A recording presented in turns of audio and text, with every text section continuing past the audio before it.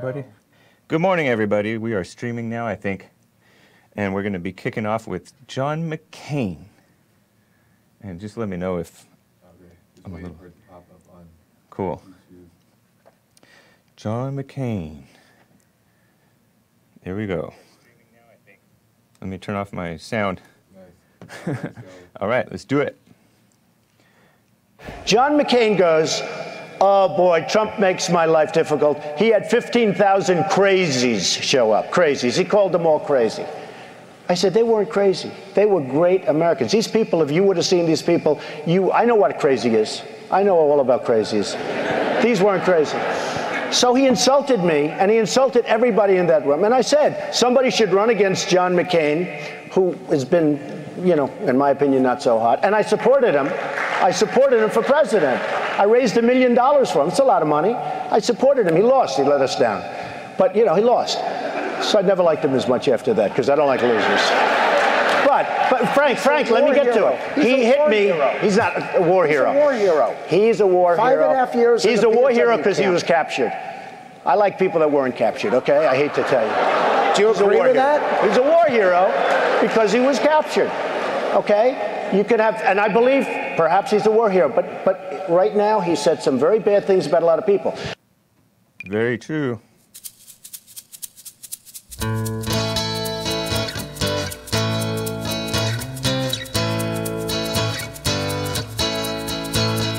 Oh, it's the Hake Report, the Hake Report, la la la. Oh, it's the Hake Report, the Hake Report, la la la. Good morning, guys. This is the Hake Report. I'm talking about John McCain today and like the way that you live your life and the way that you can just waste your life. It's a shame. It's a warning. So call in 888-775-3773.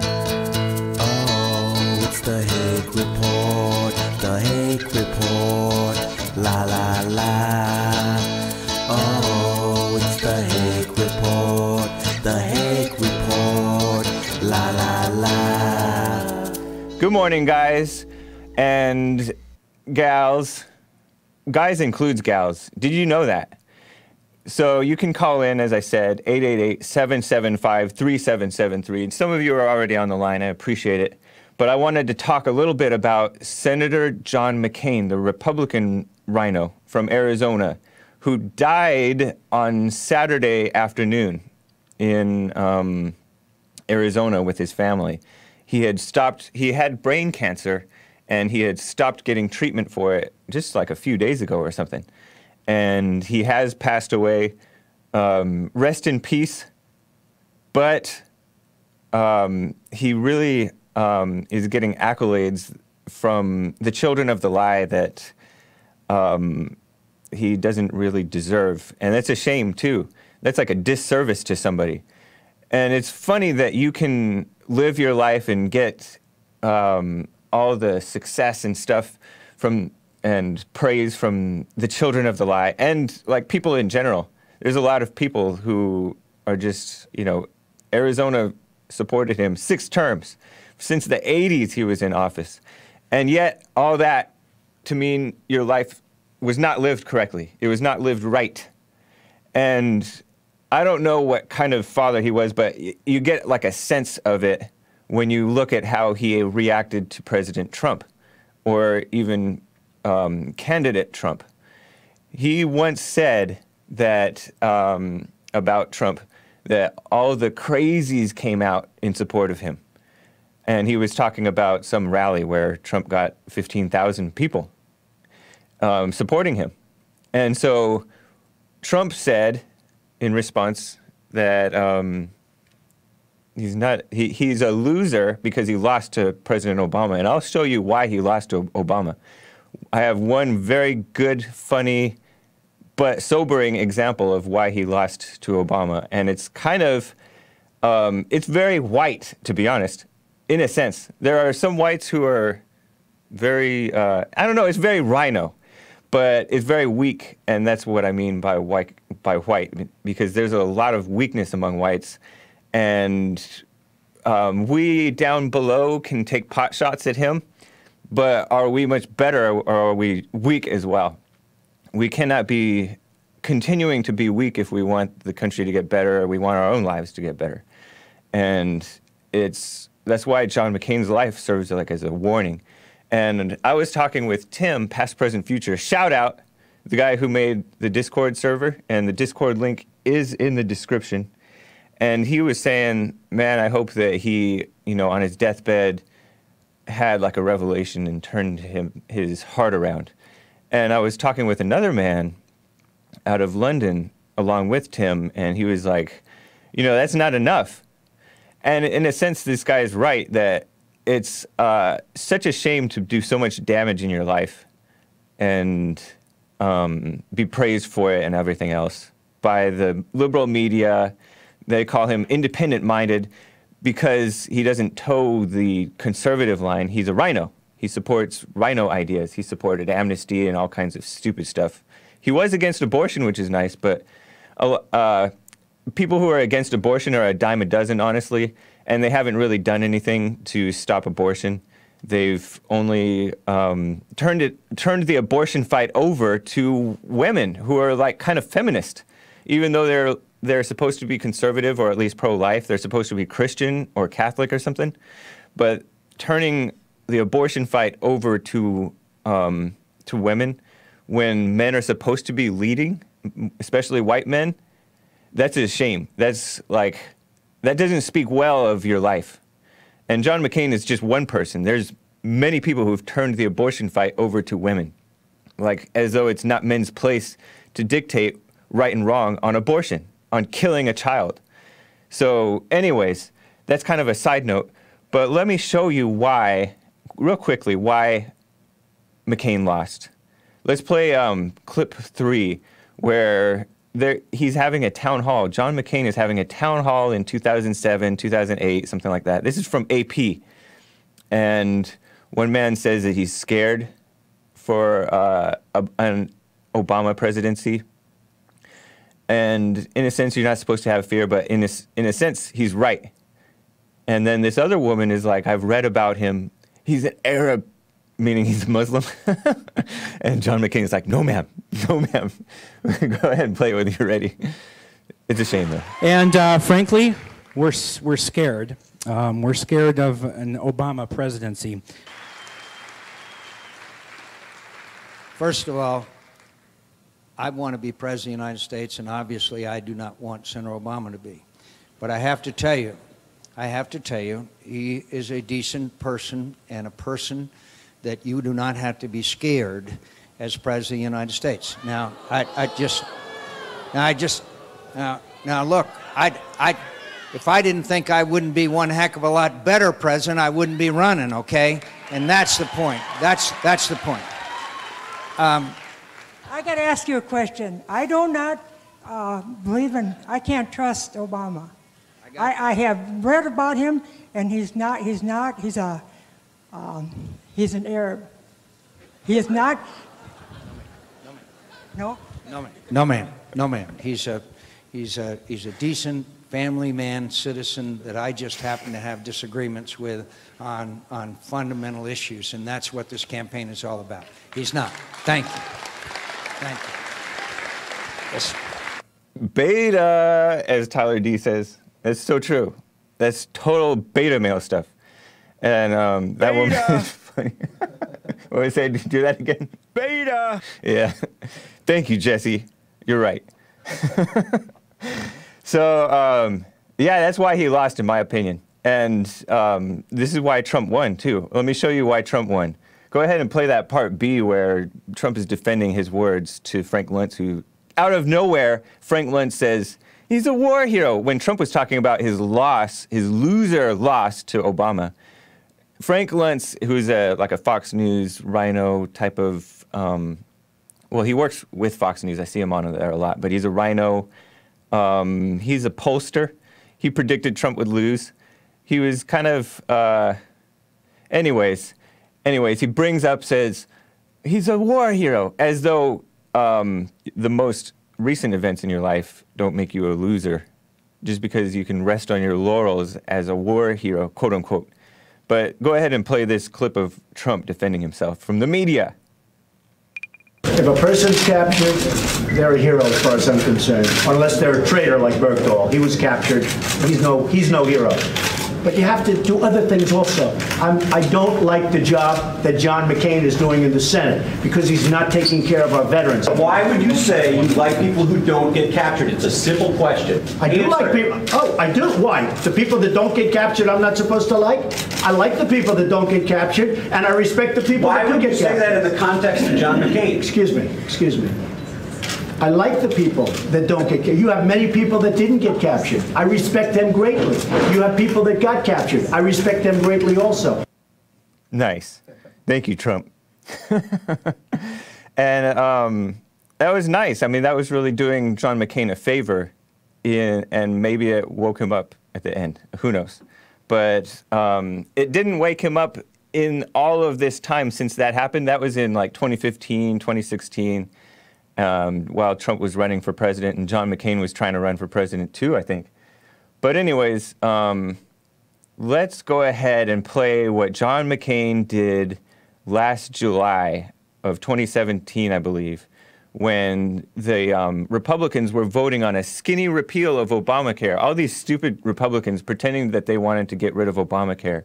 It's just like the people who pretended that DACA, deferred action for illegal alien childhood arrivals, so-called, was unconstitutional. Then all these judges defend it, and all these Republicans and RINOs and the media and everybody defended it, defended amnesty, Obama's illegal, unconstitutional amnesty for so-called childhood arrivals, which is to say young radical people who have been brainwashed in our school system, as well as having no loyalty to America and our laws.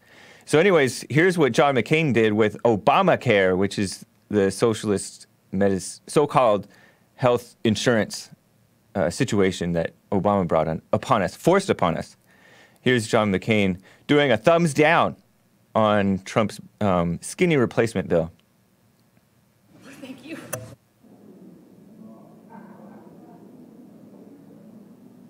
Mr. Peters.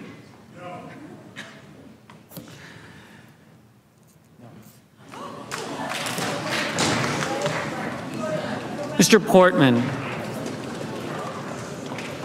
That was John McCain. Mr. Reed.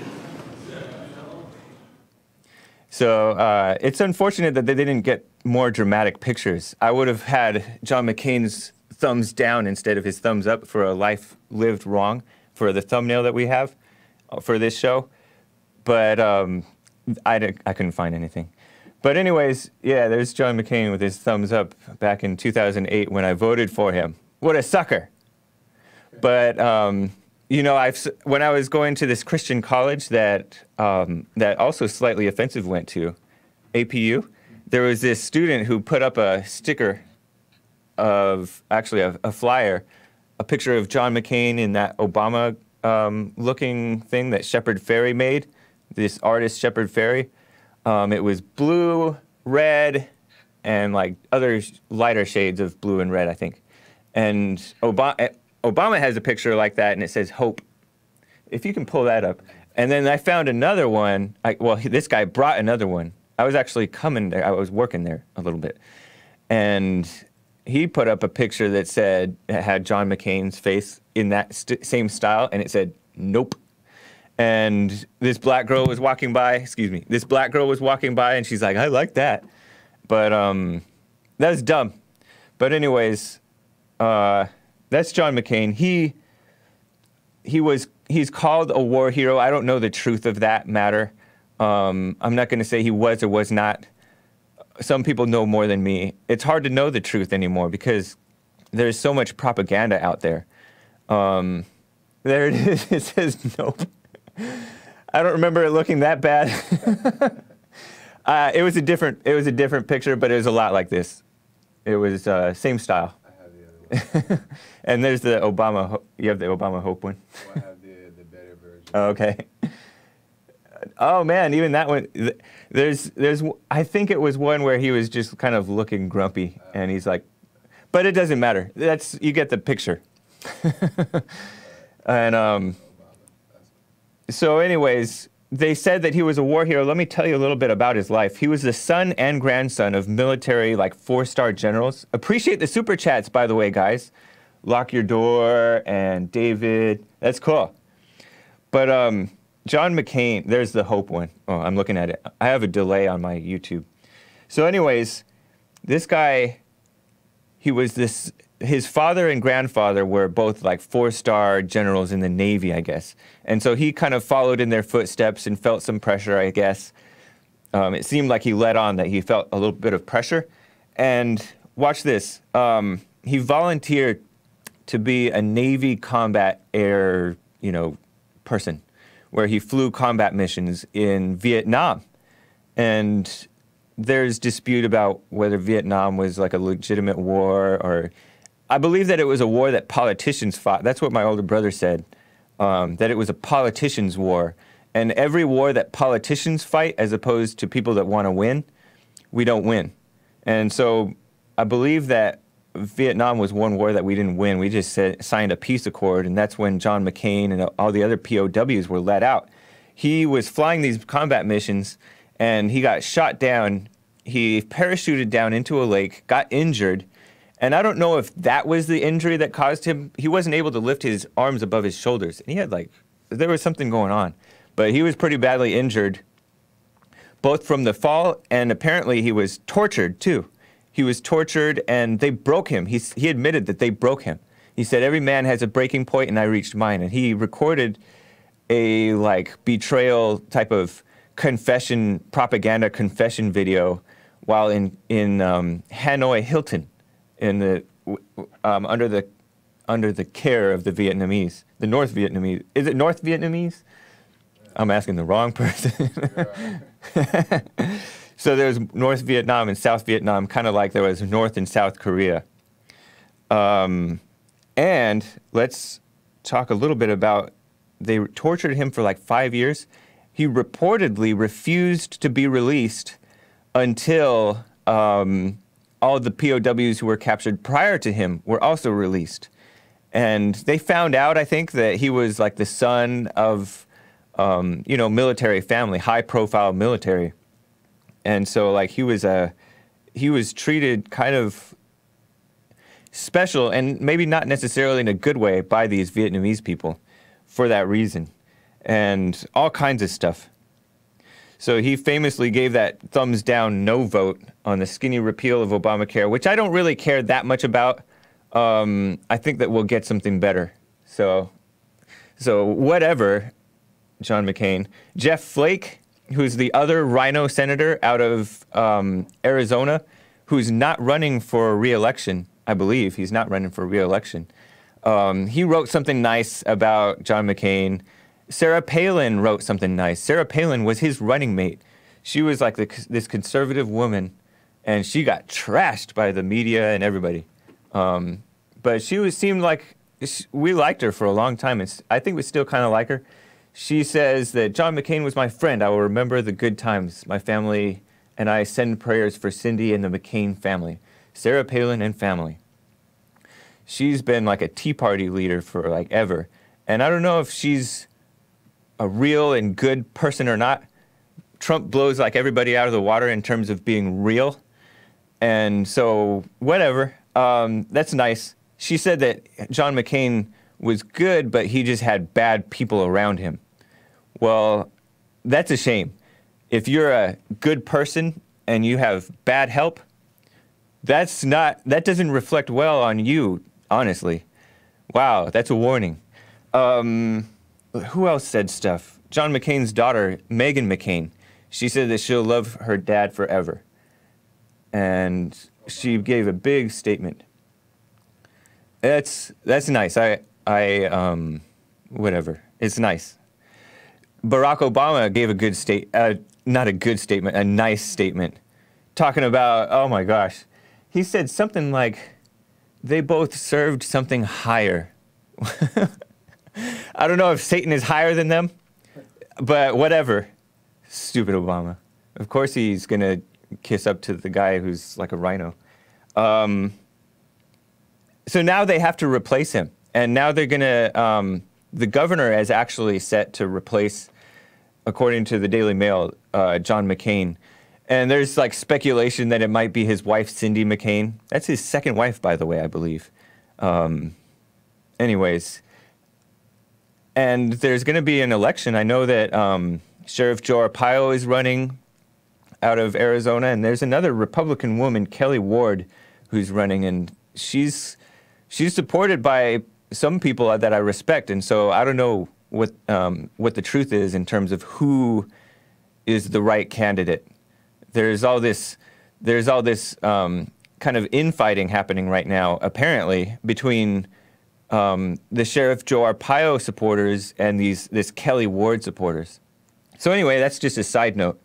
But who knows? Maybe the Arizona voters who keep on voting in RINOs, maybe they'll finally elect a Democrat instead, because they seem to love RINOs. Hopefully they wake up, though. And it just reminds me, real quick, before I get to your calls, Jesse said that you can't trust an angry person, and you should forgive if you're a Christian. And he called out Ted Cruz for doing the same thing to Trump. Ted Cruz kind of withheld support from Trump for a while because Trump talked about his wife, or put up a ugly picture of his wife next to a nice picture of his own wife.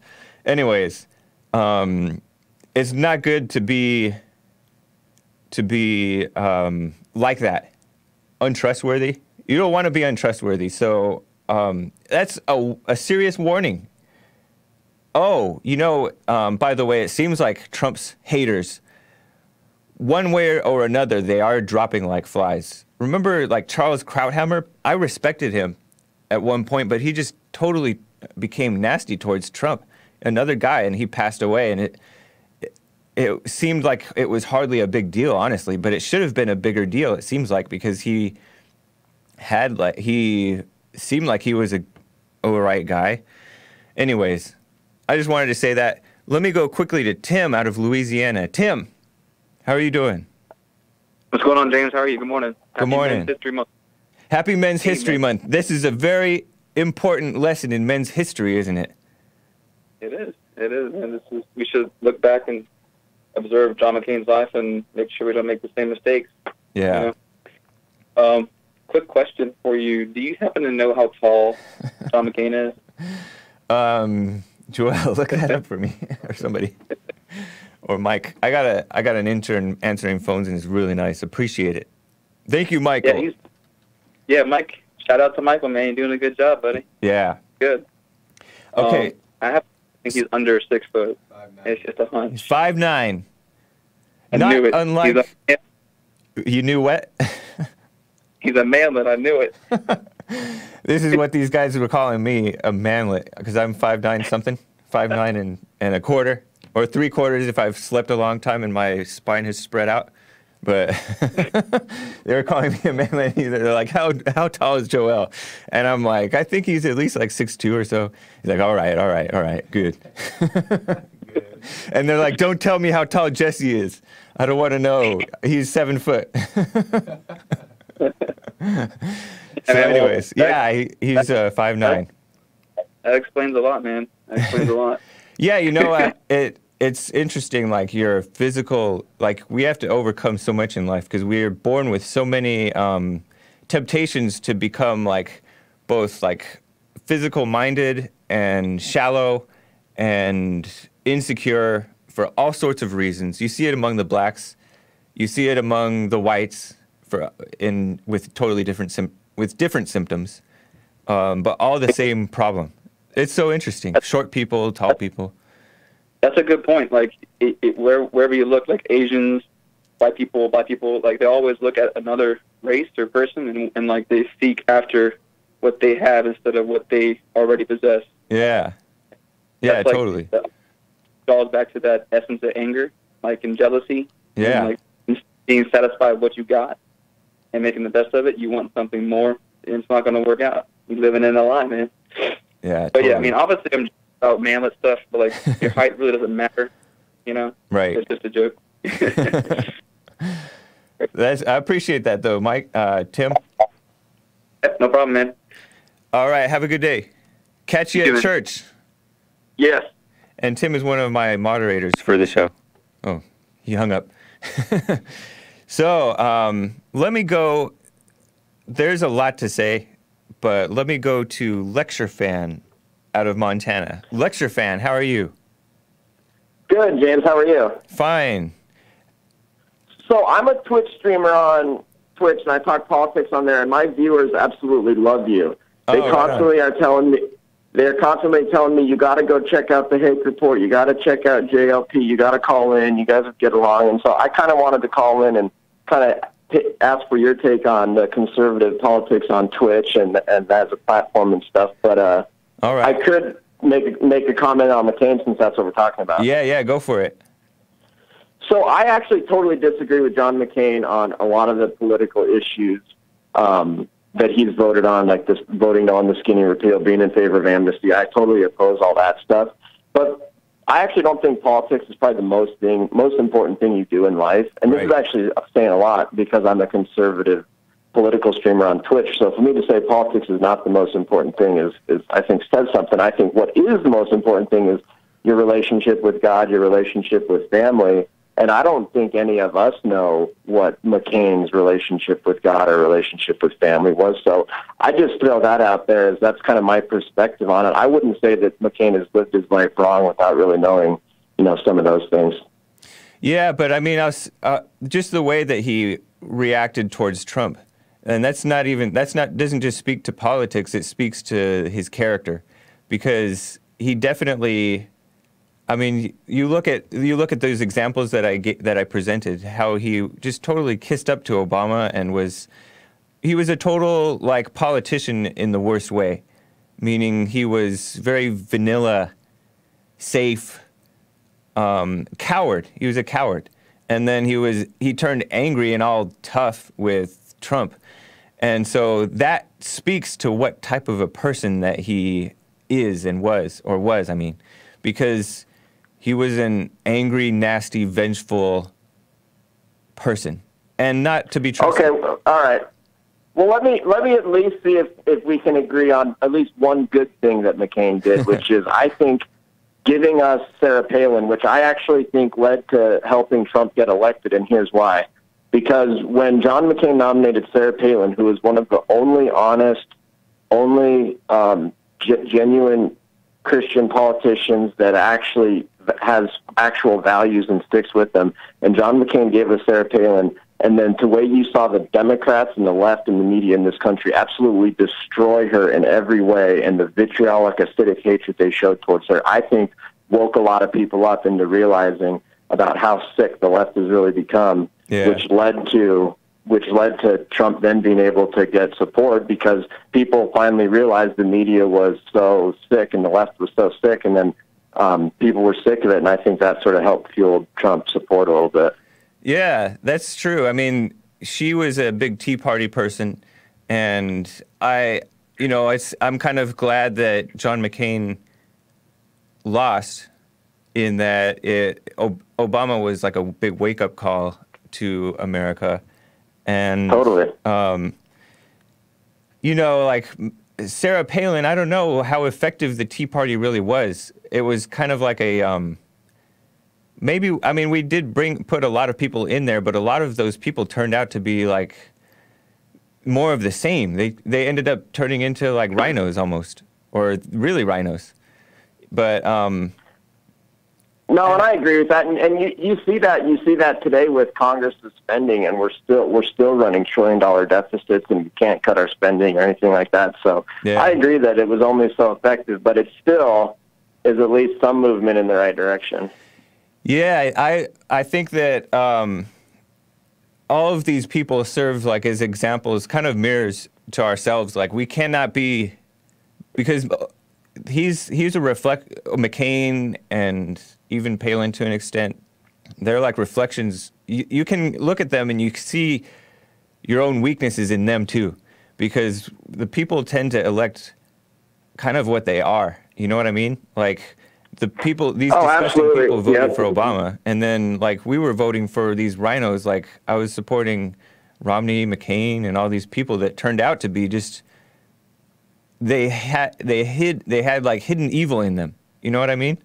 And that's like it's a wake up call. And so, yeah, I don't know what. Right, yeah, but I mean, but you got to admit though that nobody's perfect, and that the Tea Party at least was somewhat of a positive influence. And here's an interesting point about John McCain. I think John McCain is Exhibit A as to the argument that if in order for Republicans to win, we have to nominate conservative or people like Trump who are outside the mainstream anti-establishment, because otherwise nobody's going to get out the vote. And politics 101 is energize your base, get out the vote. You look at John McCain, you look at Mitt Romney, both sort of moderate Republicans, didn't excite the base whatsoever. Yeah. And then you see them losing, and then you see Trump winning with an actual excite the base. And so it's hilarious. The left and the media and these liberals will come out and tell us, hey, if you Republicans really want to win elections, you better nominate somebody like McCain or somebody like Romney, who's a moderate, liberal on a lot of issues, et cetera, et cetera. And then it turns out to never be true. And then the actual way you win is nominating somebody like Trump. Yeah. Yeah, I mean, people like real people, and Trump is a real person. I haven't seen anybody else like that, like ever in politics that I know of. I've been around I'm 37, so I didn't know even Reagan all that much, but I like Trump better than Trump. Trump has put a very positive impression on me. I agree. Well, let me ask you about politics on Twitch real quick, and then I'll let you go. Yeah, what is Twitch? I've heard of it. I know that people use it it's kind of like an alternative to YouTube. And I know that people use it for video games, right? People live stream their video games on video for other people to watch. That's what I think of when I think of Twitch. But I hear that there's like that's right. And I hear that they're very strict in terms of being politically correct. I heard that they're actually kind of worse than YouTube. Is that true? No, that's absolutely true. And you see streamers getting banned by Twitch all the time for making a slip up where like a slur, like a homophobic slur, a racist slur gets said, and Twitch will just ban people straight up. Or even if you say things, and they of course have a term. So it doesn't even have to be by you. It just has to be said like in the comment section. Correct. What they say is they request their streamers to take reasonable actions to keep everything within the chat room and everything else within POS. So that way, streamers actually getting banned for stuff that other people do. Yeah. Wow. It's truly it's Orwellian as hell. Yeah. That's disgusting. But so what brought you to Twitch then? Well, so Twitch did start out as a video gaming platform, and it's a live streaming platform, and you might be shocked to hear that Twitch is like top 5 of the websites in terms of internet traffic. There's tons of viewers there. And so I had an interesting idea of like combining gaming and politics, because I think that's where a lot of the younger generation is they're on Twitch. They're not watching cable TV. Right. They are watching YouTube, but they're watching YouTube and Twitch instead of regular TV and stuff like that. And so I think, really to reach a lot of people and bring them a good message, you got to be on Twitch. And I love gaming as well, and so I play games and I talk politics and stuff. And like I said, I got viewers that come in and constantly tell me about you and stuff, and so they're just so excited that I finally got to talk to you. That's interesting, man. I appreciate your call. Wow, so you just play so when people are watching your stream, they're watching the video game that you're playing. And you're talking politics over it? Yes, and I'm sitting there playing a video game and then talking about politics over the top of it. Nice. Yes. How old are you, lecture fan? I'm in my 30s. Okay. Wow, out of Montana. How did you get into gaming? Out of Montana. Oh, I've just been a gamer my whole life. In fact, if you like to play any kind of video games like Counter-Strike or something, I'd love to invite you on my stream sometime. Appreciate that. I got into Nintendo like 10 years after everybody else, or 15 years after everybody else. Like, okay. And I mean like regular Nintendo. Like, my first Nintendo was the newer version, as opposed to that square boxy one that people like pushed it in and then closed the flap. Like, it was the one where you put it in like that. To put the video game in. Okay, yeah. And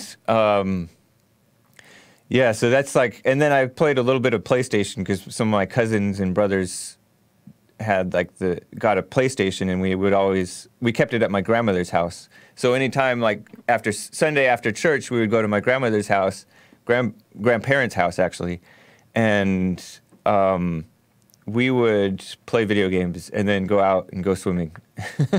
And well, that's fantastic. So you fit right in. Yeah, but you got the history. Yeah, I do, but I never really played like with other people over the internet. Like I did a little bit. Well, now's your chance. Duke Nukem, you know, the fighting the Nazis game or whatever. But after that, I didn't do much. I was kind of into it, but then after, I guess once I started working, I just poured myself into work and then whatever. It's weird. No, I do the same thing. What I do is I work all day, and then I come home after work, and I stream for about 2 to 3 hours every night and talk politics and play games and stuff. So do people? So do people call in and talk to you? Oh, I haven't had people calling in and talking to me yet because honestly, trying to play a computer game and read the chat and talk about politics is so much going on already that I haven't really done that. But I think it's a good idea. I've seen other people use Discord as a way for people to call in and talk live by voice with the host. Yep, and that's how most people on Twitch do it. Yep. Okay, but you haven't done that yet. I haven't. I haven't. Everybody tells me to do it, but like I said, it's a lot to do. You honestly should try Twitch out. I think you'd be pretty successful on there in addition to YouTube. But interesting. If you want to come check me out, it's LCTR Fan is how you spell my name. It's lecture fan, but it's LCTRFAN. Okay. And would love to have you on the stream sometime. And like I said, just wanted to call in and say all my viewers love you, and my viewers are going to be stoked that I got to talk to you. And so it's LCTR Fan. Check out Church, by the way, if you haven't already. Church is in like an hour and a half from now, less than an hour and a half from now, with Jesse Lee Peterson. It's like the best church that you'll come across because it's so interactional. Okay, it's cool. Very conversational. So definitely check that out. I will. I definitely will, and actually, I might even do a live reaction to it because I'm going to be streaming here for a little bit. So I'll do, I'll do a live reaction to the rest of your show too. So thanks a lot for having me on. All right, appreciate it, Lecture Fan. Take care. Bye. Bye. You know, on Friday, I was arguing on Jesse's live chat with a guy named Joe Kenyon, and he was talking like he was going to call into the show. And Joe Kenyon is like a black guy who's always, on Jesse's live chat. I see him a lot. He's kind of one of the contrarian people. Like, he's one of the blacks that doesn't like what Jesse's saying. Maybe he kind of likes what Jesse's saying, but also doesn't. Like, he thinks that the whites who are listening to Jesse think that all blacks or most blacks are violent and stuff like that. And so he's like saying only a small percentage of black people are committing violence. But it's weird because that's really irrelevant. And what the white people are maybe thinking should not be your concern. Because the problem is the black violence. That is a problem. And saying, oh, but only very small percentage is committing the violence, that's just like John McCain type stuff. That's like saying Obama is a nice person and he would make a good president. That's adding to the problem, and it's casting an image of the good, well-behaved black man covering for the black criminals, like downplaying the black crime when it's a serious problem. It's like crisis level. And it's a lot like what's happened in South Africa, too, where in South Africa there's a lot of hatred and violence against whites and against white farmers who own most of the land there, most of the farmland there. And they just own it for whatever reason. They've been there for like hundreds of years, and they showed up, and for like 150 years, they didn't even interact with the blacks. And then they started like buying and selling land, and then eventually some violence broke out. But many blacks are calling Jesse's show and acting like these whites in South Africa don't belong there. They're getting what they deserve, which is totally showing total ignorance of what actually happened. And on top of that, it's showing a vindictive, stupid, like irrelevant mentality in that they're citing it, making an irrelevant non-point by pointing out what their ancestors probably didn't even do, accusing their ancestors of doing stuff, and then saying, okay, now you have to give all the land back, and on top of that, you're getting murdered and all that. And the government over in South Africa has been covering for the murders. But my point is, like, over here, the media is saying, because Trump tweeted about it, Trump tweeted about that he's instructed Secretary of State Mike Pompeo to closely study the situation, the murders and the land expropriation without compensation, and blacks are murdering white farmers. The media brings up the notion that the killings are down, and they say that the crime is high all over South Africa, which is true. Black on black crime is out of control over there. Like the nationwide, the murder rate in South Africa, they are killing one another at a rate per capita that like our worst cities are doing too. It's like in the 30s or 50s per 100,000, which is high. It might be even higher than that, I'm not sure, but it's like crazy. And that doesn't diminish the fact that they hate the whites there.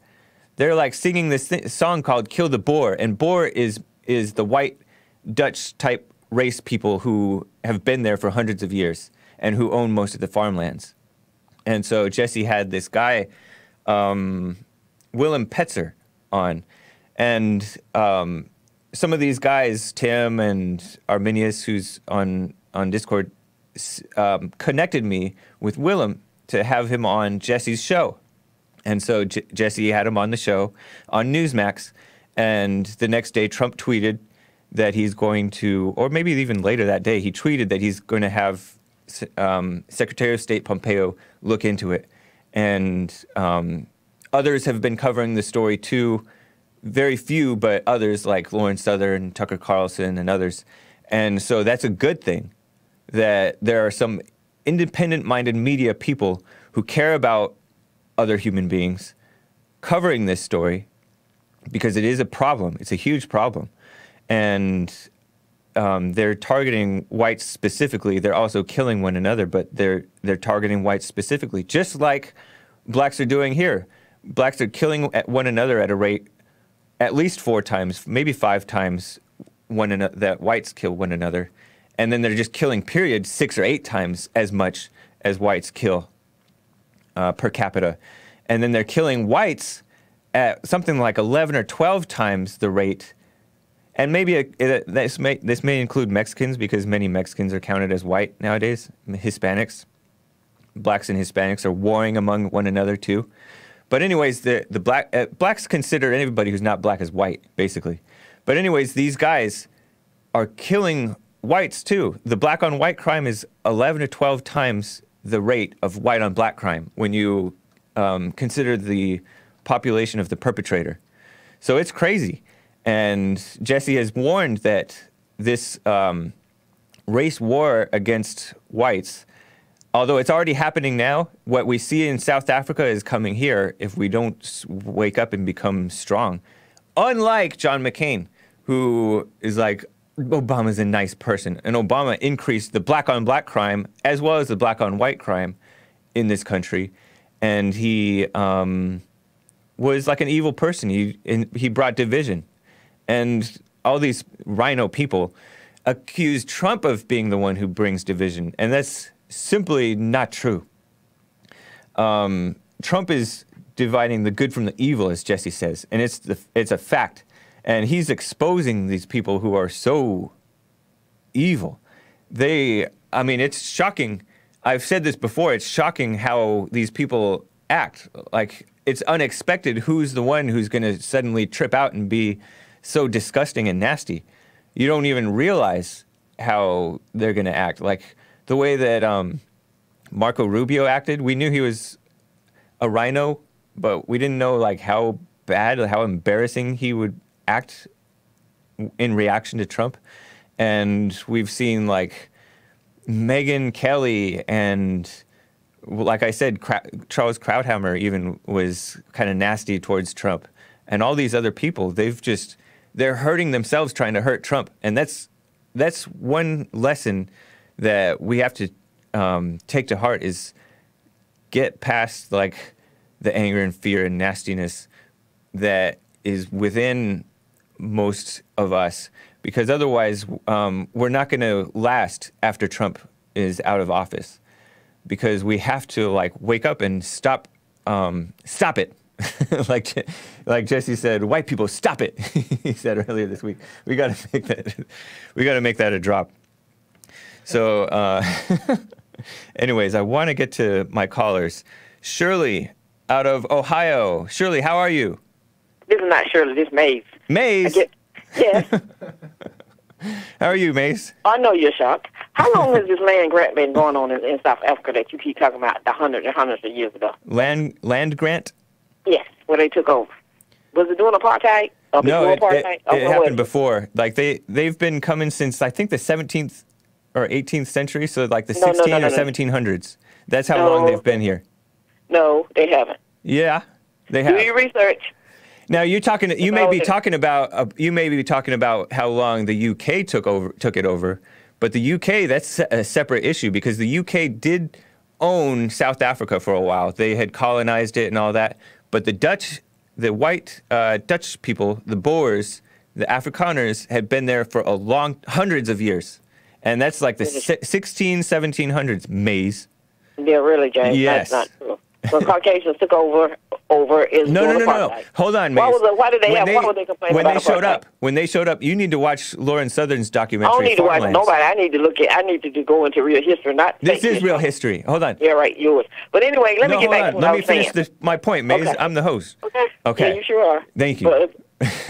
You sure are, but are you going to give me the option to speak? Yes. Of course. Okay. I love you, Maze. Now, they showed up, and there were no blacks to be seen. And then on top of that, all these black communists who are trying to take over, they're not even the natives who were there. They showed up too. They went. So it doesn't matter the color. It matters what's right and wrong. And what's right is these people rightfully own their land, and they're being robbed of it by the communist government that hates white people. And the government is also not stepping in and dealing with the black on white crime over there, James, much less the crime in general.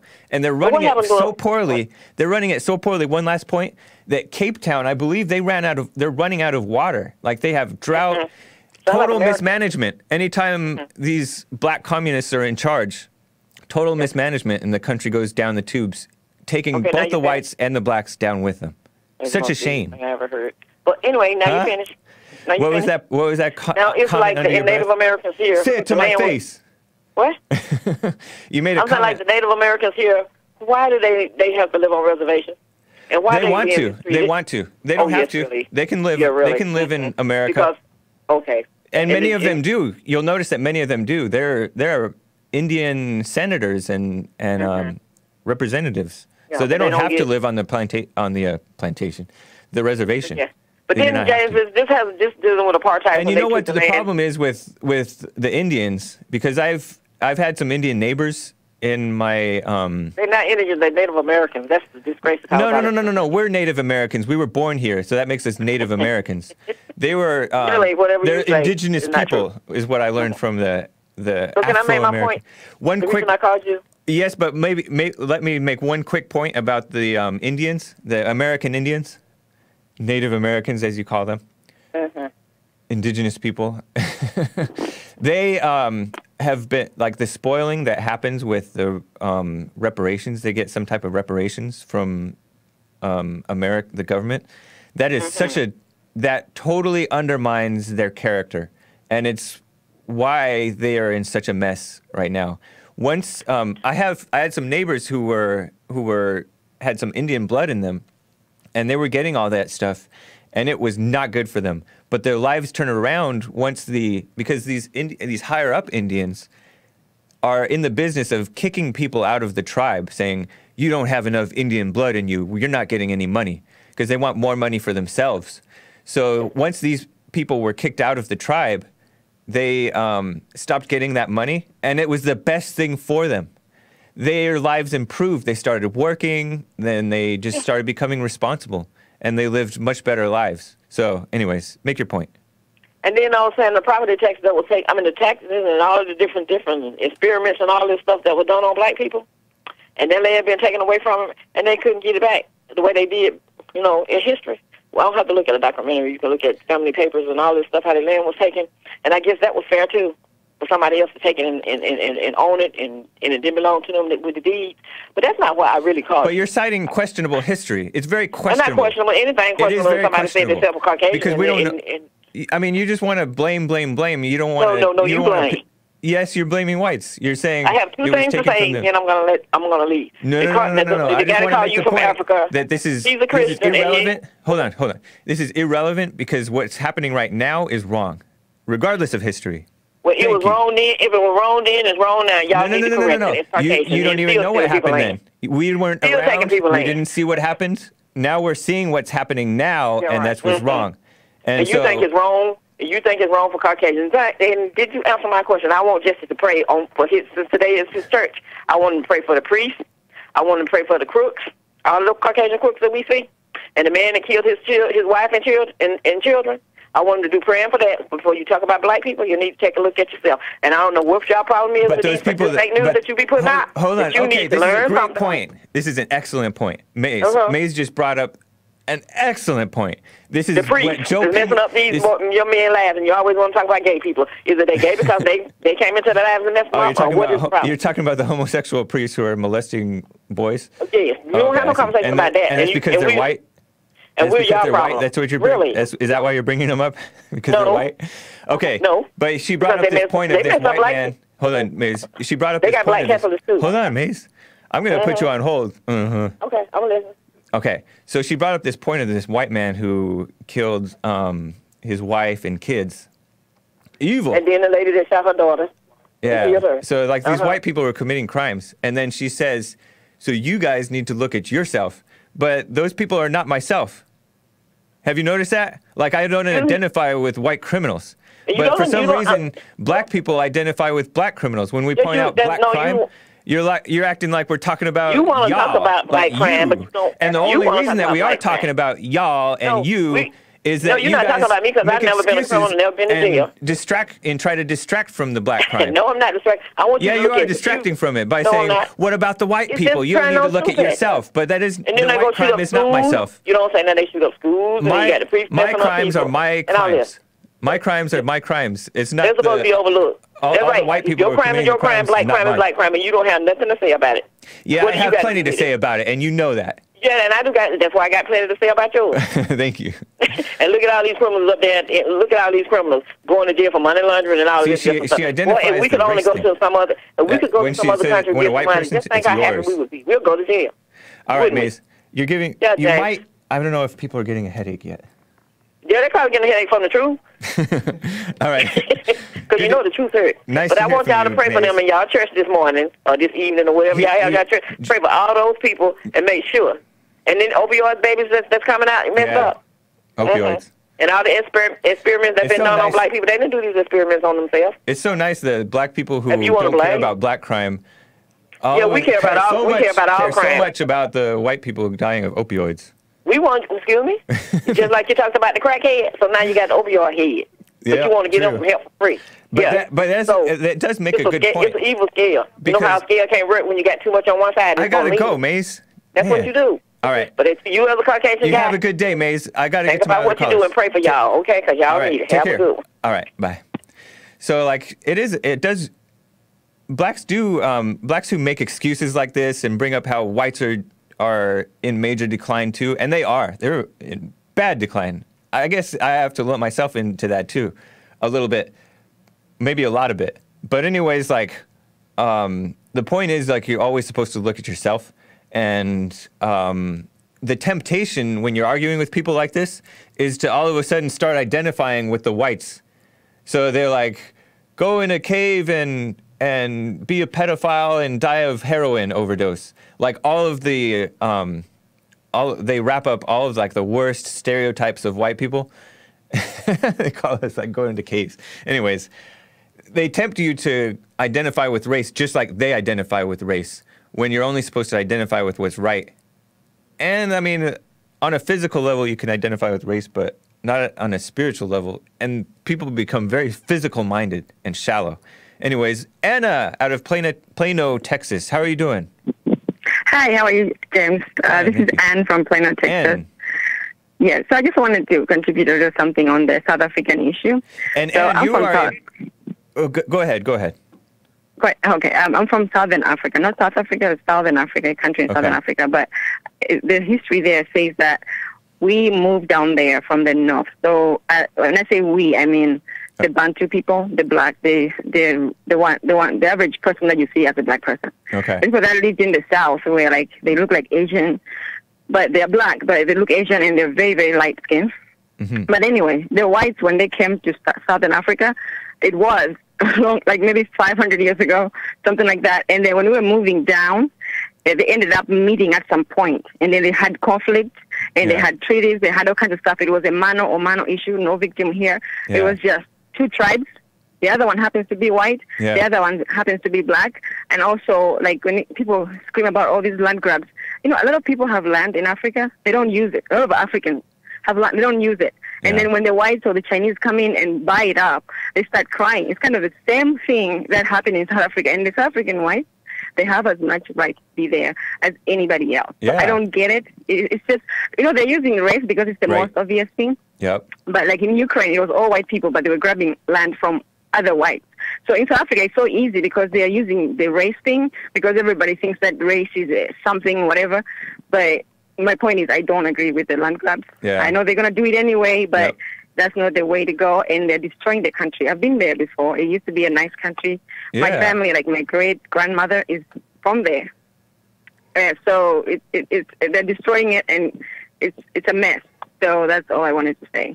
I appreciate that. Before I go, before I go, I was going to say, when people ask you about this stuff, about white people this, white people that, because people are so short-sighted, ask them that if these were black Americans way back then running away from slavery, what would you say then? Because the Dutch, the Boers, were running away from whatever issues the whites were fighting over there in Europe. So they ran to Southern Africa. So the blacks were slaves here, right? So if they ran away and they ended up in Southern Africa, what would they say now? What would these people say? Would they say it's racist, or would they be saying the same thing? Right. You see because what I mean? they're totally identifying with the race thing. It's so... It's so... and they don't care about right and wrong anymore. Yeah. And they're just, because, you know, even in Africa, among us, the black people, there are some tribes that are better than others. Okay, and people still say the same thing. They have affirmative action for tribes. Right. Like, they're just jealous because the whites, when they do their stuff, they do it better. And the other tribes, when they do their stuff, they work hard, they do it better. And the other weaker tribes, they're using this identity thing because it's a new thing. It never used to be like that. It's a communist thing, I guess. Very communist. It's becoming so global, But the black people they don't have like a. I'm not saying that they have this innate thing to be that way. It's because they're being brainwashed by some other global factors. I don't know which one it is, but something else is going on here. I've heard that Sweden is putting in a lot of propaganda, and I heard that America is, and I know that that's true because America was in love with Nelson Mandela. Meaning the liberal media, the politicians, they were acting like apartheid was so evil and wrong. Evil? No, it wasn't. Every tribe had its own nation state. They had their own homeland. And why didn't you develop your own homeland? Why are you crying about it? It doesn't even make sense. And then I remember when the Nelson Mandela thing was happening, there was this movie coming, Sarafina, and there were a bunch of movies that came from Hollywood. They brainwashed us to the T, and it was all brainwashing, kids burning stuff. Even today, my brother lives there. They're just burning. Every day they're burning a train station, burning something, burning knives, burning everything. I saw that on Lauren Southern's documentary. You know, also, like, there was something else that I was going to say. Oh, you mentioned the Chinese are buying up the land.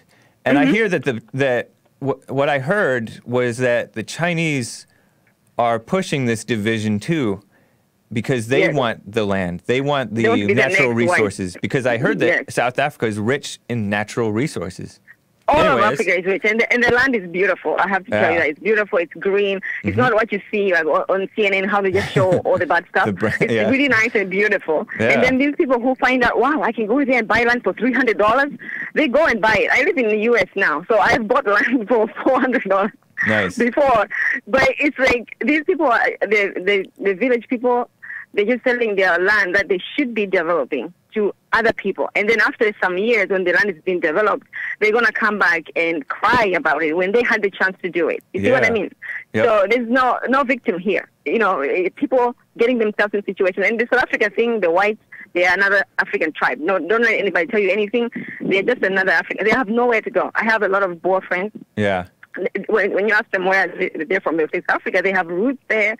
It's just like you guys are here, like the ones that came here to find this country to settle here, the initial ones. Just like them, where are they going to go? Right. They can go to wherever, England or wherever. Nobody, even if you're a white person, goes to England. It's a shame, honestly, that they even have to leave. They should not have to leave. That's so wrong. They shouldn't leave. They should fight. And I'm there for it. And I'm not the only one. Trust me. Right. Only that people are scared. Just like, when you support Trump, you're scared to say it. Right. It's the same thing. A lot of, even South African blacks, they agree with it. Yeah. But they're scared because in South Africa, they use violence. They just kill every week. They kill every day. I heard that there was foreigners. What Willem Petzer said was that there was a necklacing just recently of a black who supported the whites, and that's so evil. They just kill. Yeah, they kill. They kill foreigners, like other blacks from other countries. They kill them. They kill everybody because when the other blacks come in and they do better and they're jealous about it, and then they kill them. They do all kinds of stuff. And I know this. I know it firsthand. I've been to South Africa. I'm from Africa. My family's there, so it's not like it's coming from somebody who's reading on the internet. Right. No, this is real story. Yeah. Well, I appreciate it, Ann. Thank you for the call. All right, thank you. All right. Unfortunately, to the rest of my callers, I appreciate your calls, but I cannot get to you. We're going to be in church in 1 hour. Go to rebuildingtheman.com/church. Also, subscribe to Bond Rebuilding the Man. I showed this to you last week, too. You go to this I right here up at the top, and you'll see, thanks to Bond/Jesse Lee Peterson, Bond Rebuilding the Man. Subscribe to that, because that is Church with Jesse Lee Peterson. And we start at 11 a.m. Pacific time, 1 p.m. Central, 2 p.m. Eastern. And go there, join the live chat, donate, do the silent prayer. We've got to check ourselves because, like Jesse said, angry people cannot be trusted. You don't want to be an untrustworthy person. All right, bye, guys. Take care.